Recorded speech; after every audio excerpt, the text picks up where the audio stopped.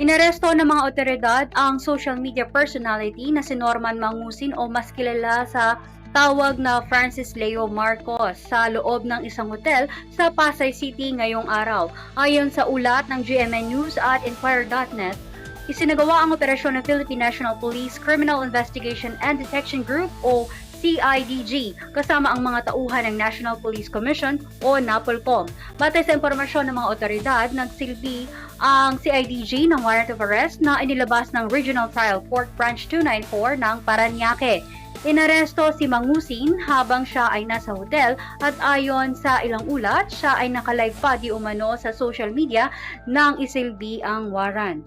Kaugnay ang pag-aresto sa alegasyon ng hindi otorisadong pagsusuot ng uniforme ng Philippine National Police na una nang nag-viral sa social media ang larawan ni Mangusin na nakasuot umano ng uniforme ng pulis na naging dahilan ng investigasyon ng NAPOLCOM.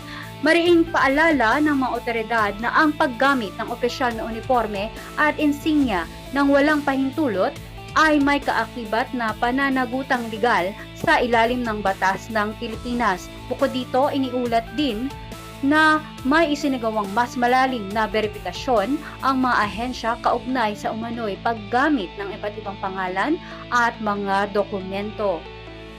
Dinala si Norman Mangusin o Francis Leo Marcos sa kustodiya ng CIDG para sa dokumentasyon at kaukulang proseso ng batas. Wala pang inilalabas na opisyal na pahayag ang kanyang kampo hinggil sa insidente. Patuloy naman ang investigasyon habang inaasang haharap siya sa kaukulang pagdinig sa korte sa mga susunod na araw. At yan po ang ating nakalap na balita at muli ako po si Chris at kayo nanonood ng White Lion Return.